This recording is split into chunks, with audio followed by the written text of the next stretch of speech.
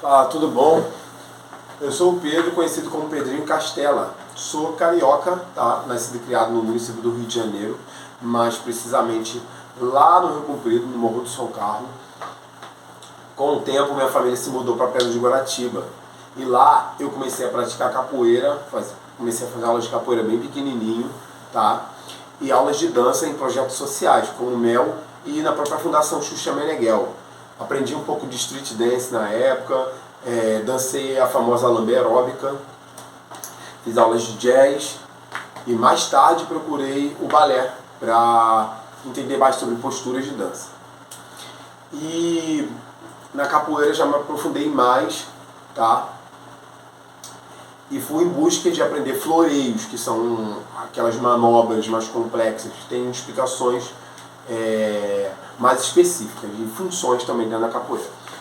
E com o tempo também procurei aulas de circo no Galpão Aplausos, que ficava perto da Leopoldina, tá? Já no centro. E imagina a distância, sair da Pedra de Guaratiba e ir para o Galpão Aplausos. Como eu estudava também em São Cristóvão, e era um pouco meio que caminho, né? Eu conseguia conciliar as duas coisas. E ainda na adolescência procurei aulas de teatro em projetos sociais. Um projeto que eu fazia parte era chamado A Cor da Arte, né? Que acontecia lá na Pedra de Guaratiba, na Fundação Xuxa Meneghel.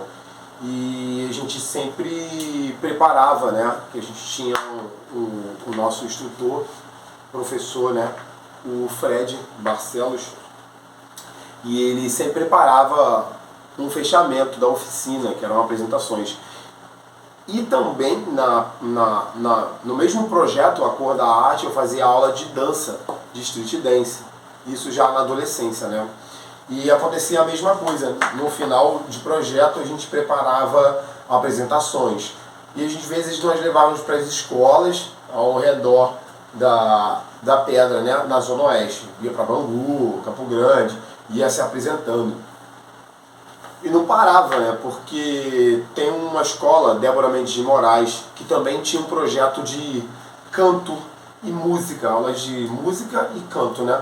Era basicamente separado, porque tinha um professor Paulo que ele dava aula de coral e dava aula da teoria musical também. E instrumentação. Instrumentação eu não fazia ainda, mas eu era curioso, eu gostava de ir lá tocar um violão e tal, mas não era a minha praia na época. Então eu fazia aulas de canto e fazia aulas de coral com o Paulo. Eles também nos apresentávamos nas escolas e em eventos, tá? Bienal do Livro, tá? Com o tempo eu fui interligando as artes que eu fazia e comecei a montar os meus números, minhas próprias apresentações, às vezes com grupos que montávamos com os amigos, e a gente pegava todas as nossas habilidades, juntava tudo com bastante coerência e harmonia para apresentar em lugares diferentes. Com o tempo, eu já era mesmo amador, acrobata, eu cantava, dançava, atuava, então era um conjunto muito grande de habilidades. E eu queria direcionar isso para uma coisa mais profissional. Bom, a minha família me apoiava, tá? Até onde eles podiam, até onde eles entendiam também. Eu acho que nos anos 90, 2000 ali, não era todo mundo, toda a família que olhava o que eu fazia como arte. Falava, garoto, mas você faz um monte de coisa, tem que escolher uma coisa só e tal. Mas eu também me identificava com tudo que eu metia a mão para fazer. Então eu tinha essa necessidade de aprender, de ir atrás, sabe, às vezes atravessar o Rio inteiro para fazer um workshop de uma pessoa lá para poder recolher aquela informação que eu não tinha acesso ali perto. Sabíamos que também a internet não era na mesma velocidade que agora, sabe? A informação não era da mesma forma, era um pouco mais segregada, era um pouco mais difícil de conseguir. Então deveríamos investir nisso, né? Por exemplo, a minha família achava que eu tinha que fazer uma faculdade ou de Direito, ou de Medicina, e eu já achava que eu tinha que fazer uma outra coisa, que talvez nem teria que fazer faculdade, né? Porque eu não tinha a percepção, não tinha a sabedoria, né, de que existiam faculdades voltadas para o que eu estudava, tipo arte cênica, a própria educação física, faculdade de dança, sabe? E é isso, eles me apoiaram da forma que eles podiam e eu aproveitei esse apoio, até que eu estou aqui, graças a Deus, com saúde. E vou falar agora, vou mudar um pouquinho de assunto, já falei um pouquinho de mim, um pouquinho da minha trajetória, tá? Vou mudar um pouco de assunto e vou falar de uma visão geral da arte de rua, tá? Desde as vivências, da rotina de um artista de rua, da preparação física, da preparação artística, da preparação de números, shows, espetáculos, apresentações, a linguagem para falar com o povo, tá? Para falar com o espectador.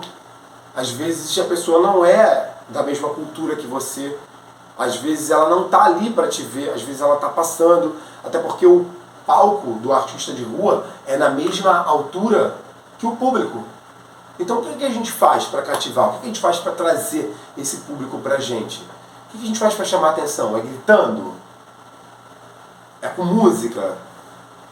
É cuspindo fogo? Não sei. Vou falar para vocês aos poucos, tá?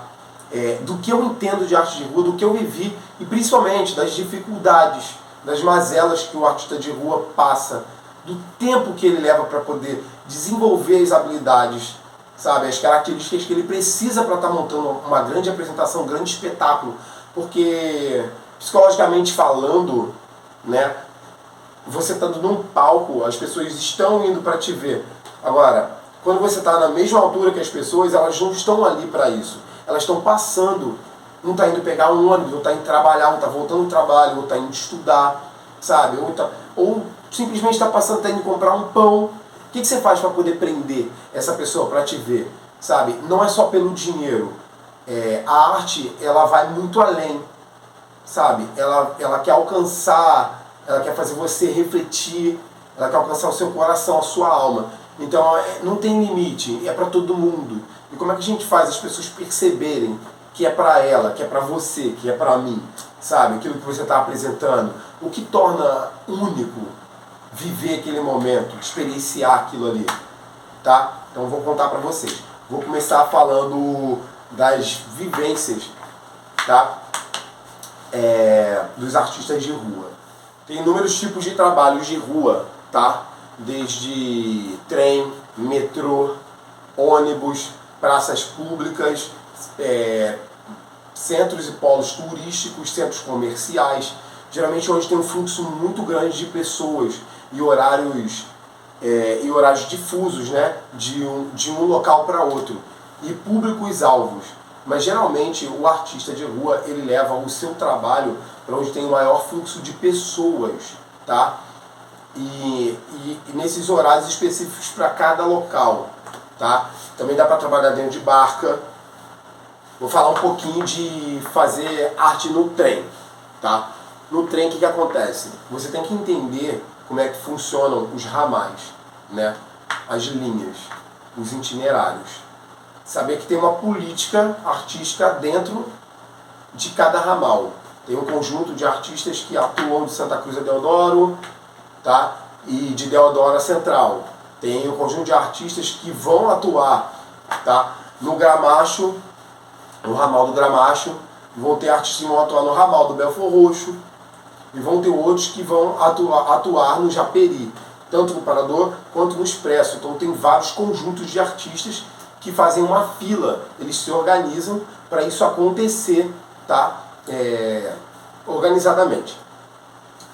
E vou falar um pouquinho do ramal de Santa Cruz, tá? Que foi um ramal que eu trabalhei bastante como dançarino, acrobata e músico. O ramal de Santa Cruz, para você atuar nele, você, por exemplo, saindo de Santa Cruz e indo para Deodoro, você tem que começar bem cedinho, tipo 7 horas da manhã. Então sabemos que para me chegar em Santa Cruz, para começar a trabalhar, eu tenho que estar lá às 7 horas da manhã. Para o meu trabalho render de 7 a meio-dia, 5 horas de trabalho mais ou menos, né? Aí a gente tira mais um de almoço, 6 horas ali. Dá o dia normal de um trabalhador brasileiro, né? Então tem que chegar às 7 horas, então tem que sair de casa pelo menos umas 5h30, vamos supor, tá? 5h30. Então eu ainda assim pego o transporte como um trabalhador padrão brasileiro para fazer a minha arte de rua, tá? Apesar de ser dentro do trem, dentro de um coletivo, ainda assim é uma arte marginal, é uma forma marginal de trazer o seu trabalho, a margem da lei, né? E é bem aceito quando o seu número é bem executado e pensando que você tem um público-alvo que é igual a você, tá? Que tem um dia a dia muito parecido, tem uma carga horária de trabalho, tem uma rotina de ida e volta e saber o que você vai apresentar e como vai apresentar. Agora vamos falar de Deodoro para Central. Tem mais ou menos a mesma gama de horário, tá? Que funciona mais ou menos aí, vamos dizer, que ainda não está lotado o trem, de 9 a meio-dia, não está lotado. De 9 às 3 da tarde, tá? Os melhores horários assim são mais ou menos assim, de Deodoro para Central. E a mesma coisa, já tem um outro público, já é um outro pessoal que sai de outro bairro, já tem uma outra cultura. Se você for apresentar música, você já tem que pensar naquele público, o que eles escutam, fazer uma pesquisa, tá? A mesma coisa para dança, a mesma coisa para qualquer arte que você for fazer. É você entender o público que você vai fazer e principalmente os horários para encontrá-los. E a mesma coisa funciona de Deodoro para Santa Cruz, só que aí você tem outro horário, tá? Tem um horário de pico que não tem como você trabalhar, que é de 6 às 8 da noite. Não tem como, porque é muito cheio o trem. Todos nós que pegamos trem no Rio de Janeiro sabemos, né? E a mesma coisa é de Central para Deodoro, tá? Aí já no ramal de Belford Roxo, como os intervalos são muito maiores de trem para trem, ele é um ramal um pouco mais vazio. Então dá para atuar ali o dia inteiro e conseguir fazer mais horas de trabalho. Porém, o aproveitamento é menor, que tem menos trens que fazem esse trajeto. Tá? O ramal do Gramacho também é bem parecido com o de Santa Cruz, tá? Que também tem horários de pico, que é muito cheio, e tem horários muito bons para trabalhar. E também tem que se entender e estudar o público para ver o que você vai apresentar. Tá? As dificuldades de trabalhar no trem poxa, aquele ar-condicionado bem geladão, então você tem que ir vestido com roupas que te agasalhem bem, roupas compridas, roupas que agasalhem você para te proteger ali, tá bem alimentado, tá bem descansado. Esqueci de falar do Japeri. O Japeri e o Santa Cruz são bem parecidos, tá? São bem parecidos mesmo. Só que a diferença é que você atinge o público da Baixada, tá? E eles saem um pouco mais cedo para o trabalho. Então os horários são um pouquinho diferentes do de Santa Cruz, apesar do trabalho ser bem parecido, tá? Então já falei do trem para vocês. Vou falar agora do metrô, trabalhar no metrô. No metrô fica um pouquinho mais estreito. Ali nós temos a percepção que a arte é extremamente à margem da lei, ou melhor, meio que contra a lei, né? Dos anos para cá, a manifestação artística no metrô foi proibida. Então existe uma estratégia para não ser pego pelo guarda, tá? Independente do número que você vai levar, independente da qualidade, independente do que você vai carregar, violão, malabares ou o seu próprio corpo, mesmo assim você está suscetível a ser capturado pelos guardas, tá? Eles não vão pegar você, te dar um mata-leão, essas coisas, te agredir, não. Eles vão pedir você para se retirar, aí você pode pagar a passagem e voltar, tá? Porém, ainda assim é proibido trabalhar no metrô. Só que existem estações específicas que você pode transitar sem esses guardas verem, te avistarem, ter a percepção de que você está trabalhando, tá? Eu vou falar aqui, deixa eu ver se tem algum guarda, não tem? Eu vou falar aqui para vocês. Tem a galera que trabalha já na linha que faz Pavuna, né? Que faz, que vai até Pavuna, Botafogo para Pavuna, etc. Tem a linha que vai até a Barra da Tijuca. Da Barra da Tijuca dá para trabalhar ali de São Conrado e Jardim Oceânico, ficar indo e voltando, que ali os guardas realmente não te pegam, tá? Já na direção da Pavuna, da Zona Norte, você pode ser capturado em qualquer estação. Nas demais não tem como trabalhar, tá? As dificuldades do metrô são parecidas com a do trem, chacoalha, tá? É difícil ele se equilibrar para quem vai fazer números que precisam de equilíbrio, tá? Força. Quem vai trabalhar com música também atrapalha um pouco na concentração, então tem que estar bem estudado em relação a essas dificuldades, tem que estar bem treinado de fato para você conseguir fazer uma boa apresentação e alcançar públicos-alvos também. O bom de trabalhar no metrô é que às vezes, e no trem também, às vezes você tem oportunidades únicas de fazer eventos por fora, as pessoas te contratam para fazer trabalhos também, te chamam para dar entrevista, participar de programas. Fátima Bernardes, gente, tem vários artistas que saem do metrô e que acabam indo no programa do Luciano Huck. Então tem essas vantagens de você estar sendo visto. Eu acho que a arte em si, por mais que a gente, arte de rua em si, né, arte de rua, do palco rua em si, por mais que a gente esteja à margem da lei, por mais que seja proibido a manifestação artística em alguns lugares, a gente é bem visto. De qualquer forma, gente, a gente está fazendo arte, a gente não está roubando, não está tirando nada de ninguém, a gente não está pedindo, sabe? A gente não está contando com a colaboração das pessoas, a gente está cativando, a gente está tentando tocar o coração das pessoas, está trazendo uma mensagem, alegrar o dia, alegrar a vida. Falei do metrô, falei do trem, vou falar da barca, tá?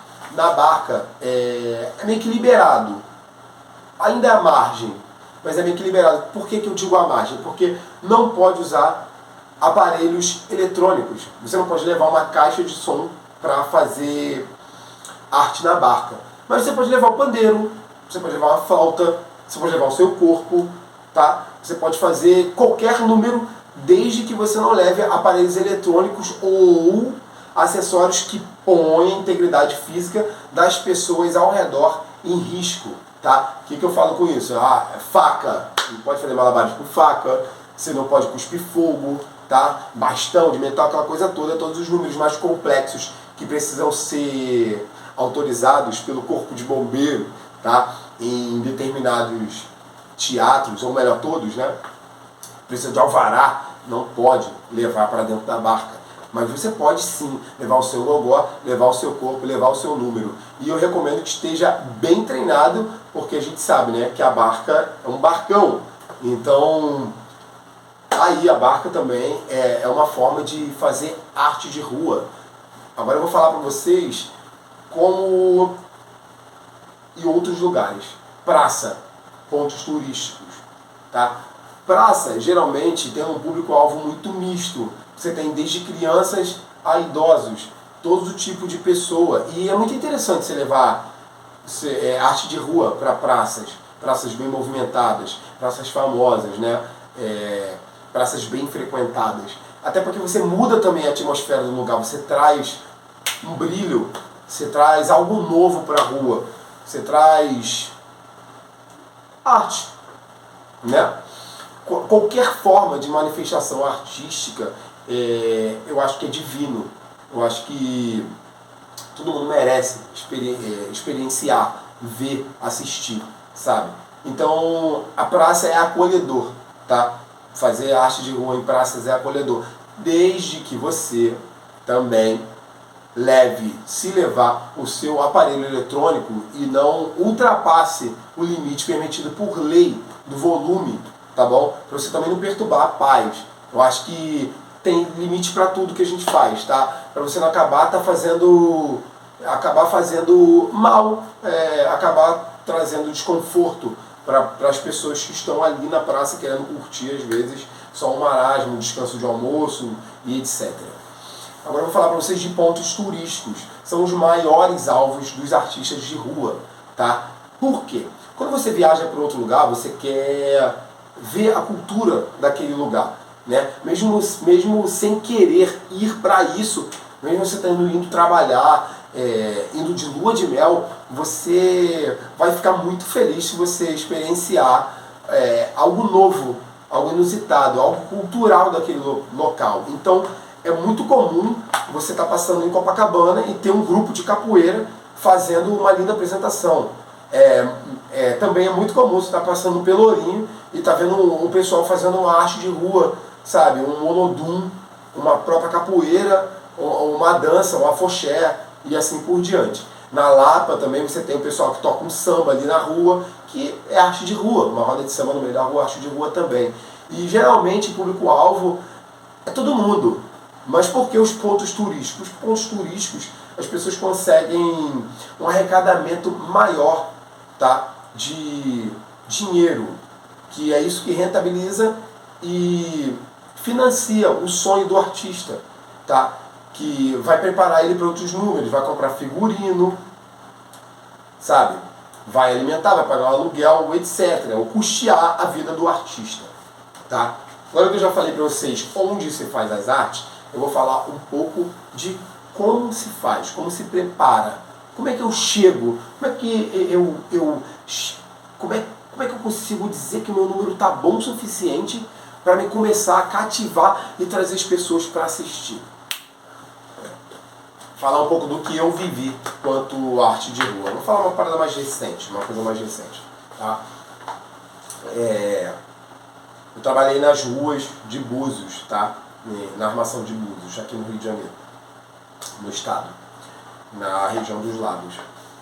Lá a gente trabalhava na Rua das Pedras, na Turíbio de Farias e nas praias, tá? Então a gente fazia esse circuito de dia, íamos em todas as praias e voltávamos fazendo as orlas. Éramos geralmente quatro capoeiristas, com 2 birimbás e pandeiro. Tá? Às vezes levavam uma gogô. O pandeiro mesmo era a forma da gente arrecadar as doações, tá? E a gente recolhia ali. E era importante falar o espanhol e um pouco de inglês para poder estar tendo contato, tá? com as pessoas de outros lugares, de outros países, que a gente chama de gringos, né? E vou falar para vocês, não é fácil, tá? Nós fazemos um musical acrobático. Cara, como é isso?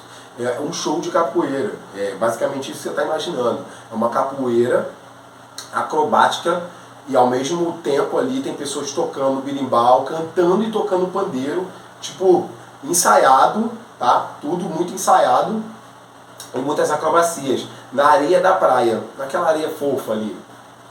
E a galera curtindo, né, os turistas curtindo a praia, a gente chegava, se apresentava, fazemos um número de 8 a 10 minutos, tocando, cantando, saltando, jogando capoeira. Fazemos isso de 8 da manhã a mais ou menos 3 horas da tarde. Então você deve imaginar como é que é trabalhar com acrobacia mesmo, flip-flap, mortal, na areia, o dia inteiro. Então existe um preparo físico, tá, que a gente nós fazemos voltados para isso. Alguns faziam pessoal, alguns faziam coletivo, e outros só treinavam a capoeira. O que diferenciava quem conseguia trabalhar todo dia de quem não conseguia trabalhar todo dia é justamente isso, o preparo físico. Quando eu falo das dificuldades do artista de rua, eu venho trazer, principalmente para o acrobata, o grande preparo físico para estar concentrado. Então, desde o repouso, um bom descanso, uma boa alimentação, e os exercícios são fundamentais. Desde um grande alongamento, um treino de mobilidade, o treino das técnicas que você vai executar, os educativos das coisas que você vai executar. Nós sabemos que tem que fazer educativo para aprender mortal, para depois que aprender o mortal ainda tem que fazer os educativos para continuar fazendo o mortal e evitar lesões. Então, quase que diário tinha esses exercícios, só que numa proporção menor por conta do desgaste físico do próprio trabalho. Então nós tínhamos esse intervalo de 3 da tarde às 7 da noite, que pegávamos no batente de novo. Então das 7 à meia-noite continuávamos fazendo show pelas ruas de Búzios. Então no total aí trabalhávamos, deixa eu ver, de 9 às 3, 9, 10, 11, 12, 13, 14, 15, 6 horas de dia, e trabalhávamos de mais 5 horas à noite. Então trabalhávamos 11 horas por dia 11 horas de trabalho por dia, acrobático, musical, tá? Jogando capoeira. E o que acontece? Quem já foi na Rua das Pedras, em Búzios, sabe que aquela rua historicamente foi construída por escravos, né? Com pedras montadas. Então elas são obliquamente montadas, elas não são juntinhas, retinhas. Então a tensão ali era triplicada para não ter uma lesão e ficar sem trabalhar, sabe? Sem levantar grana. Então tinha um preparo também de concentração, sabe?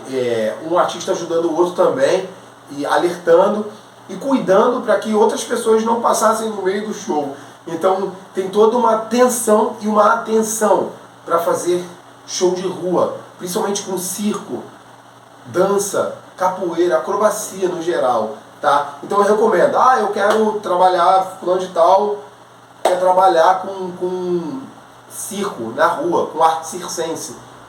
Então eu recomendo, primordial, estudar o que você vai trabalhar, estudar o corpo, estudar a mente, para estar concentrado e fisicamente apto a realizar, beleza?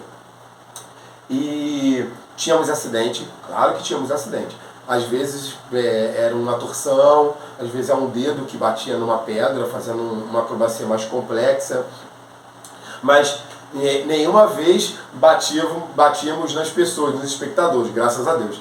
Às vezes a gente até se batia ali, fazendo uma simulação de um jogo de capoeira, porque às vezes o cansaço, né, atrapalhava, às vezes a esquivar de uma perna, e acabava acontecendo um acidente, mas como sabemos, dentro das rodas de capoeira, esses acidentes são meio que propositais, que ainda assim é uma arte marcial, além de o que achamos que é só uma dança. Bom, para você prender o espectador, tá? A pessoa que está ali assistindo você, para você tornar aquilo incrível, tornar aquele momento memorável, tanto para você quanto para a pessoa que está experienciando aquilo, o ideal é você ser basicamente, tá? Não obrigatoriamente, mas quase que um especialista no que você vai apresentar, pelo menos no seu número. É você dar muita atenção aos detalhes, tá? Principalmente a comunicação com quem está assistindo. Beleza, nós sabemos que o inglês é língua internacional, tá? Então eu recomendo muito entender pelo menos o básico. Na verdade eu recomendo dominar o inglês, tá? Fazer um curso e basicamente ficar fluente. Mas também é bom entender outras linguagens, tipo o espanhol, tá? Acho que o espanhol e o inglês já vai te adiantar muito a se conectar com qualquer público. E a sua língua natal bem falada, tá? Bem apresentada. Eu acho que vale também entender uma língua comum, uma forma de se falar ou de nem falar, tá? Os gestos, como você se comporta na frente do público, como que você traz o público para você. Voltando a dizer, como é que você prende ali a pessoa? Acho que você tem que ser quase que um especialista no que você está fazendo. Se é para cuspir fogo, você vai montar um número grandioso voltando para cuspir fogo. Vai ter uma rotina, vai ter um início, um meio e um fim. Entendeu? Você vai ter um número muito bem construído, bem trabalhado, bem ensaiado, para estar sempre trazendo esse número no mesmo nível ou quiçá maior, melhorando. Então eu acho que essa é a sina do artista de rua, sempre estar impressionante. Tá? Eu esqueci de falar para vocês, mas também tem mais um lugar onde é o mais comum, onde mais a gente vê arte de rua, que é o sinal de trânsito. Então, se você se deparar com artistas no sinal de trânsito, dá uma atençãozinha mínima, tá? Assim, se você conseguir dar toda a atenção, e você vai ver que a maioria dos artistas de rua, eles são incríveis. Eles sempre trazem números muito incríveis, sabe? Desde acrobacias no asfalto, malabares, uma dança, sabe? Geralmente eles vão trazer números muito grandiosos. Por quê? Porque eles dão atenção aos detalhes. Tudo que eles apresentam, eles estudam do início ao fim, sabe? Eu acho que o início do espetáculo ele tem que ser muito bem produzido. Eu acho que junto com o início do espetáculo, o meio também tem que ser muito bem desenvolvido, porque o meio é o momento que você está trazendo, tá transbordando aquilo para trazer um grande final, que a gente fala grande finale, né? Um grande final pro número, para você ser aplaudido, para você aplaudir junto com as pessoas, para as pessoas gostarem, que é ali o momento que você ganha a pessoa, tá? E o último, que é depois do final, né? Existe um pós-final, que é a forma de se comunicar, de você trazer o público, do público entender, eles ficarem curiosos. Porra, como é que você faz isso, cara? De onde você veio, sabe? Você estudou onde? O que você faz? Então vem inúmeras perguntas e você está preparado para responder essas perguntas também. Então entender o que você faz, o que você vai apresentar, é muito importante para apresentar. Você entender o tempo daquele número, o tempo que uma pessoa tem paciência, um tempo comum para todas as pessoas que tem paciência de ver um número de dança, ver um número circense, ver um número musical, sabe? Assistir um número. Então, você tem que entender a matemática, tem um algoritmo. Existe sim. Os grandes artistas de rua, eles têm sim um algoritmo e possivelmente uma virtuosidade enorme no que eles fazem. Um capricho surreal, cara. Então, eu quanto artista de rua, eu sempre procurei a perfeição. Gente, a gente sabe que não dá para ser perfeito. Não dá uma ova, desculpa o termo, a forma de falar. Eu acho que um número tem que ser perfeito, sabe? Você tem que estar bem ensaiado, para você não ter erros, não ter riscos, tá? E também estar pronto para caso você ter erros, ter riscos e conseguir ter um jogo de cintura, tá? Para levar isso até o final. Então, ressaltando, sinais de trânsito, não deixem de assistir artistas no sinal de trânsito, tá?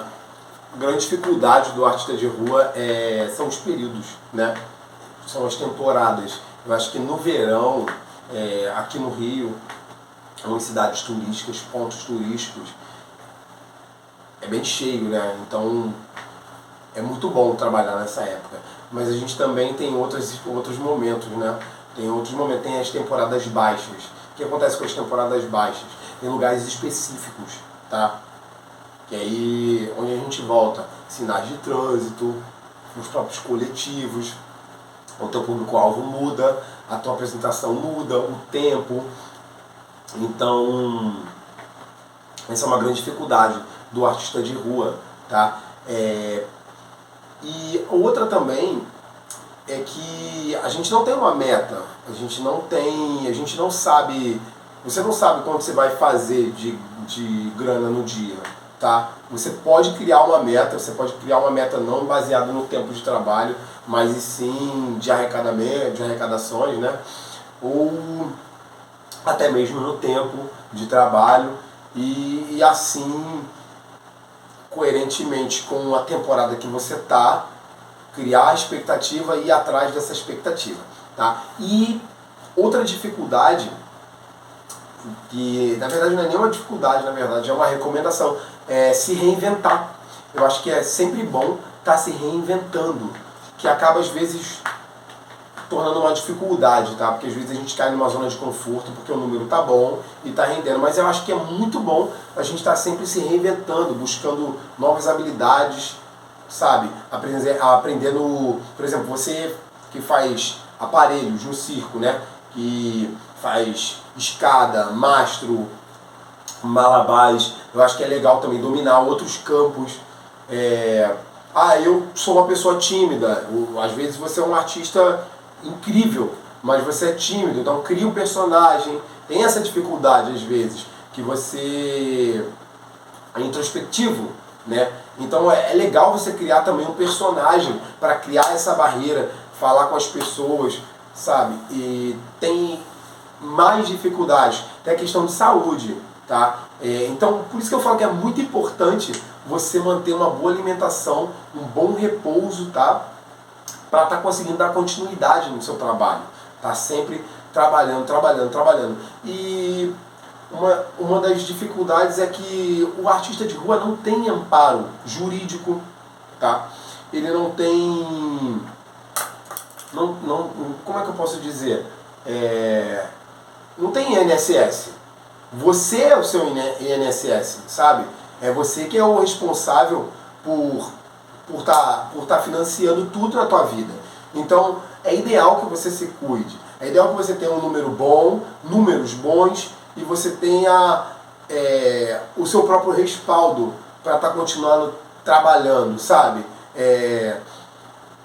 Ter ambição, mas também não ter ganância, porque eu acho que a ganância também atrapalha, você acaba trabalhando mais do que precisa e acaba se machucando, acaba ficando cansado, então afeta o rendimento. Eu acho que uma das mazelas do artista de rua é também o mau planejamento. Estilo de vida é muito importante. Assim, você tem um estilo de vida saudável, coerente com o que você vai fazer. Acho que é para tudo na vida, é muito importante para você dar seguimento, ter uma meta, ter um sonho, ter um objetivo também, entender que a rua, você pode achar que é para sempre, mas também se aprimorar, levar a tua arte para outros lugares, não ficar só na rua, porque se você está se dando bem na rua, imagine você num palco, imagine você num espetáculo, você está num nível muito bom, entendeu? Como eu falei para vocês no início, o palco da rua é na mesma altura, de pessoa para pessoa. Então, para você prender uma pessoa é muito mais difícil. É muito mais fácil, tá? Não é desmerecendo quem trabalha no palco, é claro que não, que também é uma busca, também é um estudo, tá? E na mesma intensidade, na mesma proporção. Mas é muito mais fácil para o cara que está no palco cativar quem está lá embaixo. Porque psicologicamente as pessoas estão indo te assistir. Elas compraram o ingresso para te assistir, mas na rua não. Você tem que trazê-las para você. Então, sai da rua também, experimenta o palco, sabe? Ataca em todas as formas que você puder. Agora que a gente tem online, por que não fazer arte online também? Por que não trazer a sua arte da rua para o online? Da rua para o online, sabe? É a mesma coisa que eu falo aqui. É isso que eu trago para vocês. Bom, espero que tenha gostado, quem assistiu até o final, tá? Quem assistiu aí, deixa o like aí embaixo. Isso é a realização do Cultura Presente nas Redes 2, tá? Esse edital. E essa é a minha experiência de arte de rua. Eu vim para falar um pouco das dificuldades e também das coisas boas que a arte de rua traz. Tá bom? Qualquer dúvida, comenta aí embaixo, tá? Que a gente responde tudo direitinho. Obrigado, até a próxima.